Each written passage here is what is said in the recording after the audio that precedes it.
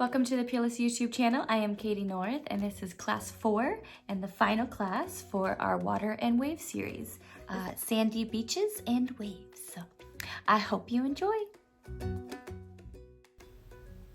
For your supplies, you will be needing Peerless Watercolors, watercolor brush and paper, masking fluid, an extra fine detail brush, scissors, double-sided tape, and a white gel pen or white ink. So a little prep work. We are making our palette. You want a dark blue and a light blue and a sandy color. Doing the robin's egg blue and I think I'll do cobalt blue this time just because I wanted it a little bit darker. And then more of like a yellow tone to a sand. You could do a little bit softer sand, like if you're doing more of like a white sand beach, and just use a little bit less like a darker brown too would look nice. But I really love the contrast between the warmth of the sand and the aqua color of the water. And so yeah, and then the gypsum white, of course, so that's gonna make some of our like kind of bubbles in the water too. So prep work, you want to make your kind of line of where the water comes up over the sand pretty heavy with the masking fluid, and then wherever you're going to get like another set of waves or like the wave following it, you want another kind of thicker line, and then you kind of want to just make little scribbles and bubbles and dots and just, right around those lines just to kind of give them a fullness of where those bubbles are. And then as they get further back, like the water's kind of taking the bubbles back, you want more lines. So you can see here how I do kind of more of like little tails going all the way back. Those are going to be like how the movement of the water is pulling those bubbles back after they've come in towards the sand.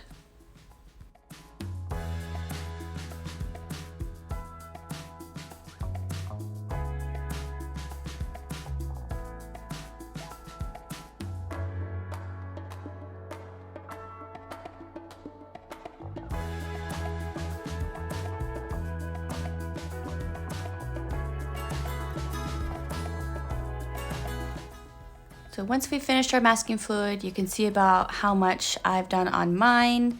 You want to let it dry completely, and then we are going to do our first layer of paint. So we are going to do the bottom half, the sand color, and the top half of the water. So the studies that I've done, the ones I did not like, I made like a straight line of where the water and the sand meet. So this is why I'm kind of doing that wavy line at the top.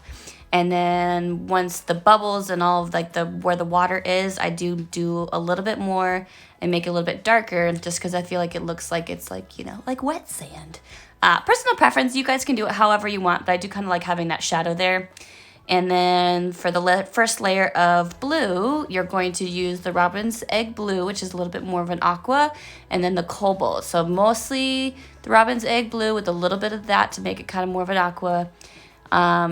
Don't mix the yellow and the blue yet because you don't want it to be too green, because you want to keep that one area super nice and aqua. And then as you're further back and further away and deeper water, you want to add more of the darker blue. And you could do the wet on wet and kind of get little dots, like it would be like a coral reef under there. And yeah, just basically as you get further up to the top of the page, you want it to be darker. And then as you get closer to the beach, you want it to be more of that aqua blue. And then now that little aqua blue is dried a little bit, and you're not going to be worried about it being like the yellow mixing too much with that first layer of aqua, you can kind of connect them a little bit. But don't do it too much, just a little bit, because once we take the masking fluid off, that's really going to get where you get that like extreme aqua layer. So just a little bit.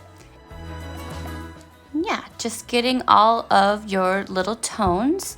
And then while we still have the masking fluid on, you want to do a little bit of the gypsum white, and you mix it with the robin's egg and the blue, and you just kind of want to get like a softer color. And I feel like it just looks like, I don't know, I feel like it looks like a softness in how those bubbles and just, it just looks so pretty. So, but when you do it wet, it fans out. So I love using the gypsum's white as like a highlight when it's dry, and it's like not as stark as like a gel pen, but it's like enough of like, there is a really pretty highlight there.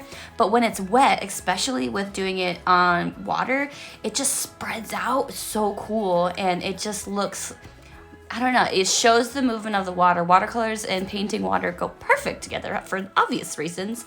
And I just love what that gypsum white looks like.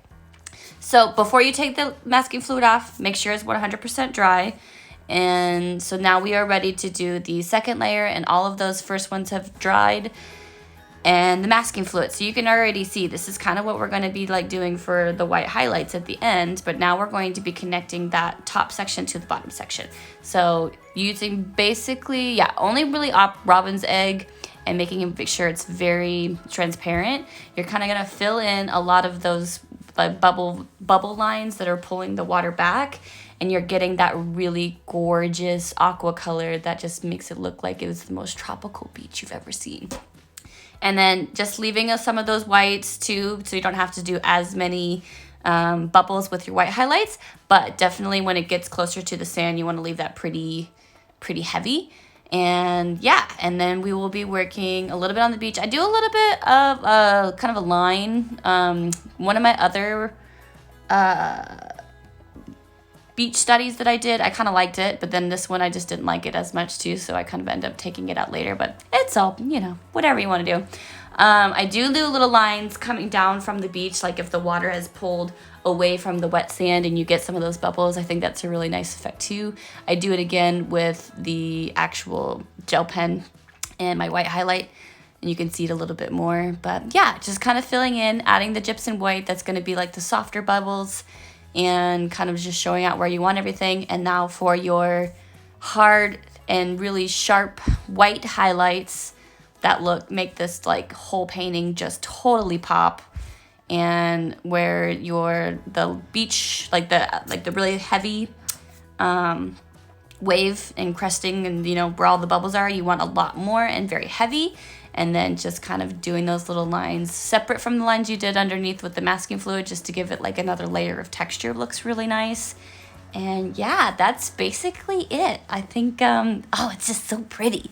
I love the beach. I love living at the beach. I wish we could stay here. We moved for work, so I doubt the next place we move is going to be this gorgeous and amazing. So I'm trying to enjoy every minute that I can at the beach, and I just think it's so pretty, and it is so fun to paint. So I can't wait. I love everyone's paintings too. You guys have been doing amazing, and you've been showing all of us, and yeah, I have so enjoyed this series. So make sure to send me and send Peerless your completed paintings and tag us, and I just think they're so pretty. I'm so proud of you all. So anyway, thank you for watching.